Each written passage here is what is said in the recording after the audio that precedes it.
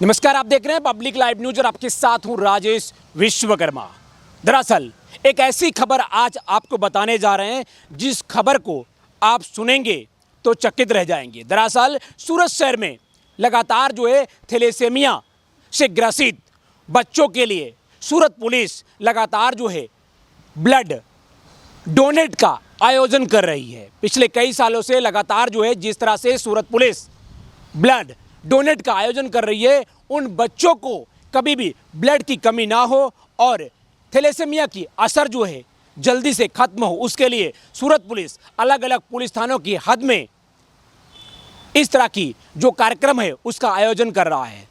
सूरत शहर के Rander police station की हद में रेडियंट स्कूल है और वहीं पर आज जोन 5 के करीबन 6 पुलिस थानों में सभी को इस ब्लड कैंप में आयोजन करने के लिए कहा गया था और आज सुबह से ही इसकी शुरुआत हो गई।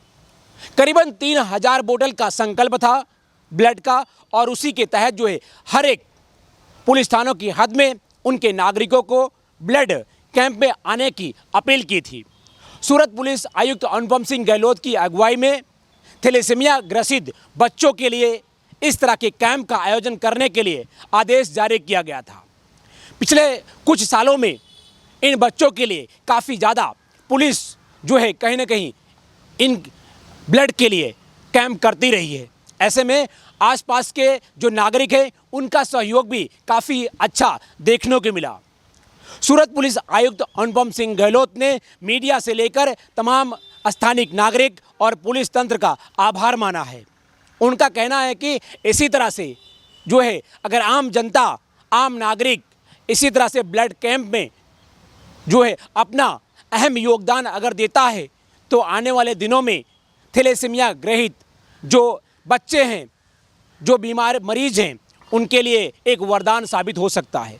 तब तक के लिए आप देखते रहिए पब्लिक लाइव। सूरत शहर पुलिस तरफથી जोन वाइज दर महीने जो एक ब्लड डोनेशन कैम्पના આયોજન કરવામાં આવે છે, જેમાં सूरत पुलिसના સાથે સાથ અમારી जो પ્રજા હોય છે આ બધા મળીને जो ब्लड डोनेट કરે છે। આ તમામ ब्लड जो અમારા થેલેસેમિયાથી પીડાતા जो અમારા નાના દીકરા દીકરીઓ છે એના માટે આપવામાં આવે છે। આજે 13 જેટલા બ્લડ બેંકો, જેમાં તમામ સરકારી અને પ્રાઇવેટ બ્લડ બેંકો છે, એની અહીંયા જે ટીમો છે અને લગભગ અમારા લોકોનો ટાર્ગેટ છે કે કરીબ 1500થી વધુ બ્લડની યુનિટ ભેગી થાય અને છેલ્લા લગભગ 2 વર્ષમાં જો ડીસીપી જોન 5 મિસ્ટર રાકેશ બારોટના નેતૃત્વમાં અહીંયા લગભગ 10મા બ્લડ ડોનેશન કેમ્પના આયોજન છે, જેમાં 10,000થી વધુ યુનિટો અત્યાર સુધી આપવામાં આવી છે। તો આ યુનિટ તમામ અમારા થેલેસેમિયાથી પીડાતા બાળકો માટે જશે અને સૌથી સારી વાત છે કે અમારા બહેનો તરફથી કે બ્લડ ડોનેશન કરવામાં આવી રહ્યા છે। ભાઈઓ તો કરતા હોય છે, બ્લડ બહેનો બી કરે છે। આ બી બીજા લોકો માટે એક પ્રેરણાદાયક બાબત છે કે લોકો આવે, વધુ માત્રામાં આવે, કેમકે આ સમય એવું છે, આ મહિનાઓ એવું છે કે વધુમાં વધુ જો અમારા બ્લડના જરૂરત બ્લડ બેંકોને પડે છે। તો રેડિયન્ટ સ્કૂલના આ પ્રાંગણમાં આ આયોજન કરવામાં આવેલા છે। આજ રજાના દિવસ હોવા છતાં તમામ ટીચર્સ વગેરેને સ્ટાફ બી અમારા સાથે જો મદદમાં છે એનો હું આભાર માનું છું। સાથોસાથ તમામ એવા આયોજકો, તમામ 13 બ્લડ બેંક અને એના સ્ટાફ, અમારા પોલીસ સ્ટાફ લોકો ડોનર, તમામ લોકો આ પ્રકારની સેવા અમે સુરતમાં કરતા રહીએ। બધાને ખબર છે કે સુરત દાનમાં સર્વપ્રથમ जो पूरा देश में हरदम प्रथम रहे छे।